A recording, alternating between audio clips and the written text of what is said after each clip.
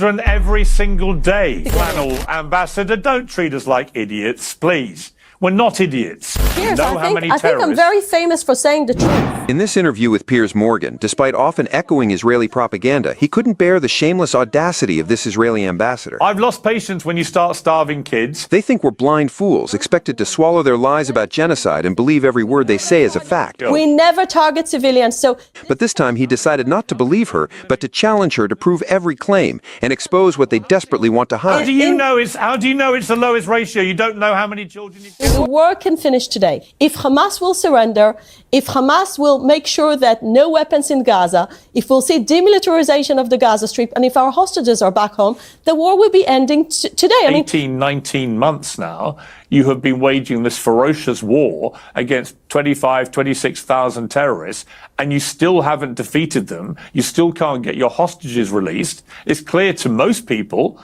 that your strategy is failing. But what you're doing is ramping up the attacks, ramping up the devastation, ramping up the clearing out of Gaza. It's not winning any war against Hamas. In fact, for every Hamas terrorist you've killed, they've already been replaced multiple times with people with the same ideology. Yes, you've killed another one of their leaders today, but you killed his brother, who was the architect of October the 7th, months ago, and that didn't seem to make any difference to Hamas's ability to continue engaging in battle with you. Hamas is still clearly alive and well and thriving, and the argument remains: how many Palestinian civilian innocent lives, women and in particular children, are you prepared to kill as you continue going after Hamas when it doesn't appear that you're winning that battle?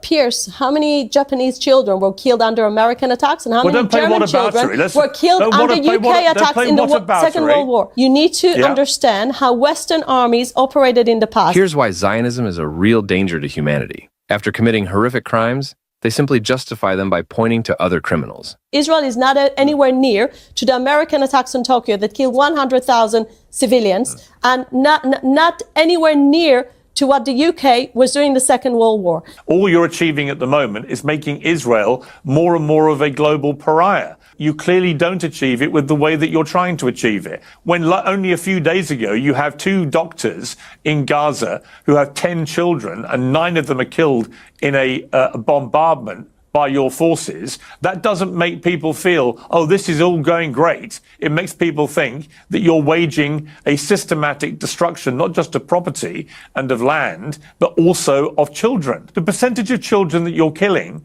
compared to the percentage of you're killing of Hamas terrorists, what is it? Do you know? Do you know how many children you've killed? Hang on. Answer me that one question. Do you know how many Hamas terrorists you've killed and how many children you've killed? We killed 30,000 terrorists in phase 1 of the war. Since the war is back, I don't have the numbers. But let me tell you one thing. We never target civilians. So this question is irrelevant. How many children have you killed? Piers, Israel is not killing children. Hamas is using them as human shields. Israel is killing children every single day. Piers, this is a blood label you're putting on Israel. You know it's not true. No, it's not actually. And what you're trying to do is be very weaselly with your words. No, I'm not. The truth is that you are killing a lot of children on a daily basis. That is indisputable. My interesting question for you is, how come you know exactly how many Hamas terrorists you've killed, but you have no idea how many children you've killed? The international humanitarian law says very clearly, as long as you're targeting civilian targets, you're allowed to attack hospitals that you know they're terrorists. Hamas is deliberately using the children as human shields. And again, here's the question. We are not denying the fact that war is a bad thing, but we never wanted this war.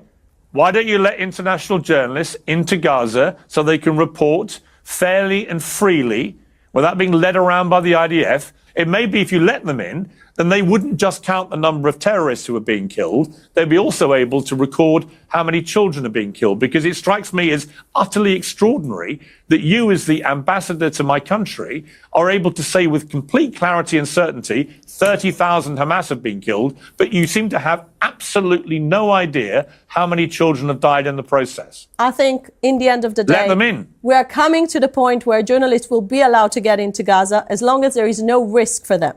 And you know that it's got nothing to do with you, the risk to journalists. It's not your problem. From my point of view, It's From not my your point problem. of view, once there is no risk to their life, I'm sure Oh, what they'll a be load allowed of to get in. flannel, Ambassador. Don't treat us like idiots, please. We're not idiots. You're not doing it for our safety. You've banned the journalists so that they don't report on what is actually happening.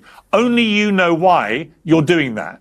I don't know. Maybe you're doing everything completely fairly. Maybe it is the most moral war ever waged in history, as you keep saying. But the longer it goes on without you allowing journalists in, the less people believe that, and the more people believe you have something to hide. We released 197 hostages just because we had a combination of a diplomatic pressure together with a military pressure. Nothing would have happened from a goodwill. This is a terror organization. They don't do things from goodwill. There is no goodwill in Hamas. And because you know it, again, I'm disappointed that some people lose patience. Can you lose patience in the middle of the Second World War and just let the Nazi regime to win? I don't think it would have been a good idea. I'll tell you what I've lost patience with. I've lost patience when you start starving kids. I lose patience when you as an ambassador... So this is a lie. This is a complete lie. You know we get aid into Gaza. It's not a lie. How do we starve people if we let aid in? When you launch a 3-month blockade